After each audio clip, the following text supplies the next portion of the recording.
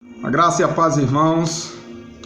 Foi-me dada a missão de falar sobre mais um tema, visto que essa semana pastor, Cristina, Moniza já falaram de temas específicos, e a mim foi dado o tema para falar de que reino é esse.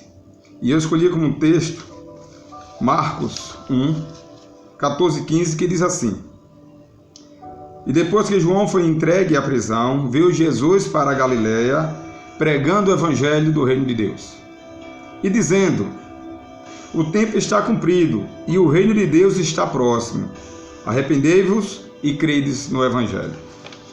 Irmãos, eu escolhi esse texto porque exatamente ele está falando que Jesus ele veio pregar o evangelho do reino de Deus. Mas o reino de Deus, se a gente for olhar lá atrás, ele já existia. Nós vamos encontrar situações lá no Antigo Testamento que já fala do reino de Deus. É interessante que Mateus, quando ele escreve falando sobre o reino dos céus.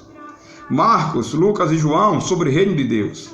Qual é a diferença entre eles? Nenhuma. A única diferença é que Mateus, por ele ter uma linguagem muito didática diretamente para os judeus, e ele como judeu, ele sabia que os judeus eles tinham receio de falar o nome de Deus. Eles falavam muito pouco o nome de Deus, porque eles tinham medo de pronunciar o nome de Deus. Então Mateus citou o reino dos céus, que é a mesma coisa que o reino de Deus.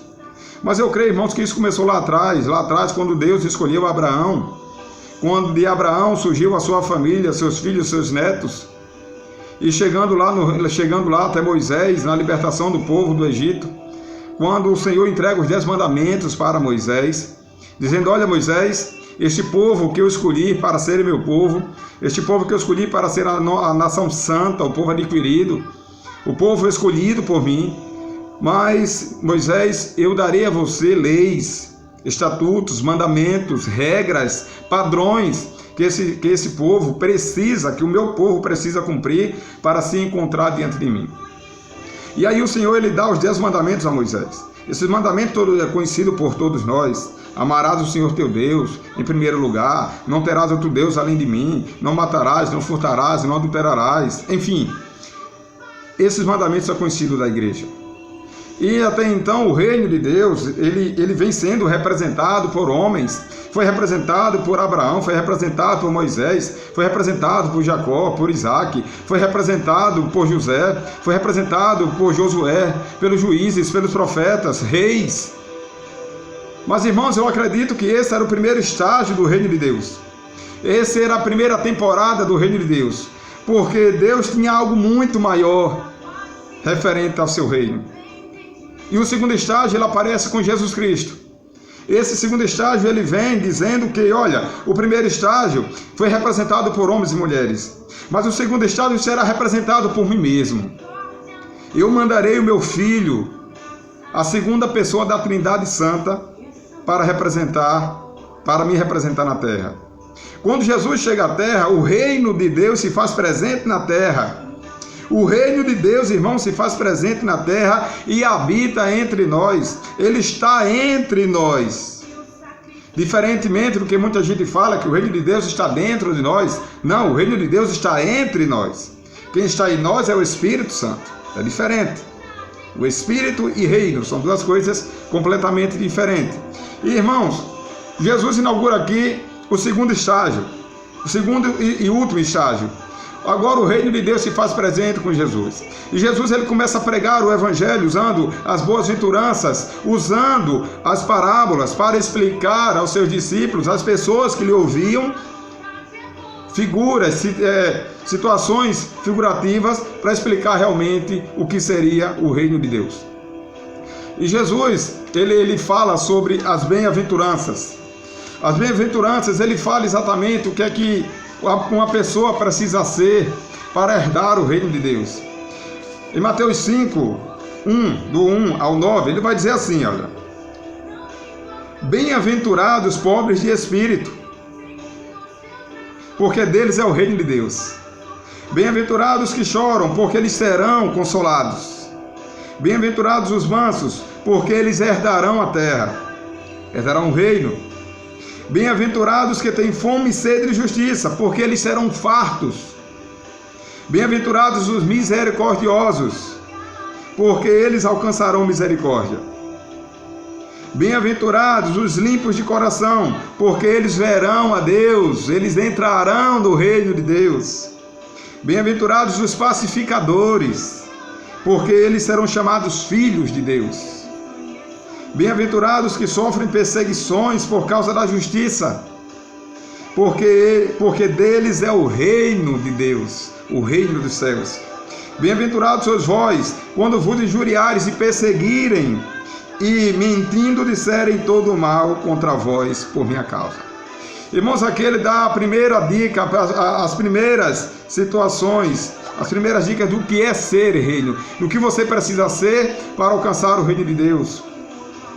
Paulo, escrevendo lá em Gálatas, Paulo também vai dizer o seguinte, que para que a gente possa ser encontrado pelo Senhor, assim como ele fala lá em João 5:24, que o Senhor continua procurando verdadeiros adoradores, e para que sejamos verdadeiros adoradores, nós precisamos encontrar algumas situações, estar enquadrado dentro de algumas situações. E Paulo fala do fruto do Espírito. Todo crente, toda pessoa que teve um encontro com Cristo, ele necessita exercitar os frutos do Espírito. Porque se o fruto do Espírito não estiver em nós, a presença do Espírito Santo e a minha convenção, ela pode ter sido de qualquer outra coisa, emocional, sentimental, mas não uma decisão fundamentada em Cristo. E Paulo diz assim, 5:22, Gálatas, mas o fruto do Espírito é caridade, ou amor para algumas traduções. Deixa eu ver aqui que eu me perdi um pouco aqui, 22. Gozo, paz, longanimidade, benignidade, bondade, fé, mansidão e temperança, o domínio próprio. Irmãos, Deus nos dá algumas dicas de como servir a Ele, né? Havia um propósito muito maior no reino de Deus, irmãos, além do que aquele que foi feito com o povo de Israel. Esse reino não ficaria restrito a um povo, a uma nação, ao povo de Israel. Mas quando Jesus veio ao mundo, e em João 1:12 diz, mas ele veio para os que eram seus, mas os seus não receberam, mas a todos quantos receberam, dali ele poder se tornar filho de Deus, de fazer parte desse reino maravilhoso, de se tornar súdito, servo, amigo. E a partir desse momento, aquela restrição que houve no primeiro estágio do reino de Deus, no segundo estágio final do reino de Deus, agora ele é aberto para todos, alcançando a mim e a vocês. Irmãos, louvado seja o nome do Senhor, pela bondade e misericórdia dele que se renova toda manhã em nossas vidas. Irmãos, quando Cristo veio ao mundo, ele inaugurou pessoalmente o reino de Deus na terra. Agora não é mais representado por homens e mulheres, agora é representado pelo próprio Deus, o Deus encarnado, o Deus conosco, o Emanuel, o Cristo, o ungido, o precioso de Deus, a segunda pessoa da Trindade de Deus. Ele veio e ele instaurou o reino de Deus na terra. Como é maravilhoso, irmãos. O reino de Deus é muito mais do que proibir comportamentos errados. É muito mais do que isso. Ele nos convida a elevar o nosso padrão de vida.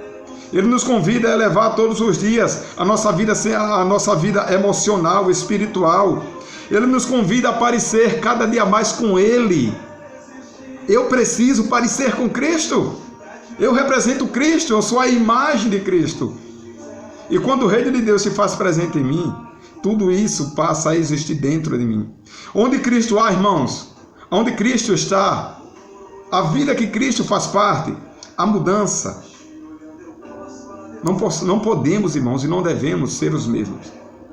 Ele retira o que precisa ser retirado, ele acrescenta o que precisa ser acrescentado, ele muda o que precisa ser mudado, para que possamos ter uma vida santa, reta, íntegra e temente a Deus.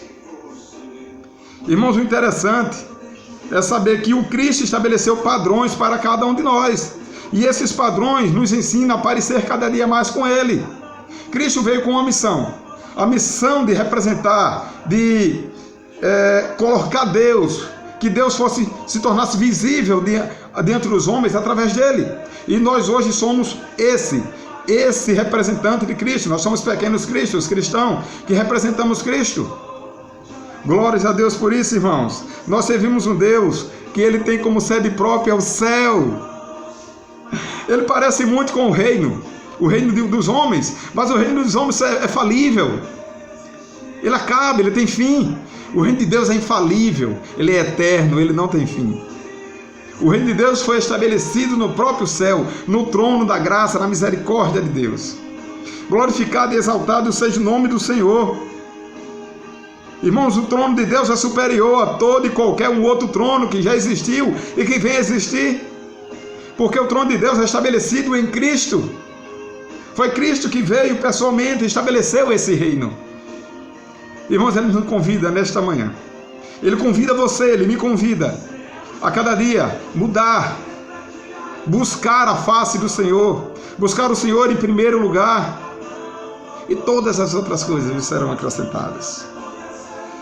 Glorificado e exaltado seja o nome santo do Senhor, na minha vida, na sua vida, e na vida daquele que um dia teve um encontro com Cristo e se coloca à disposição desse reino para assim pregar o Evangelho de Deus a tempo e fora de tempo. Irmãos, o reino de Deus é obediência.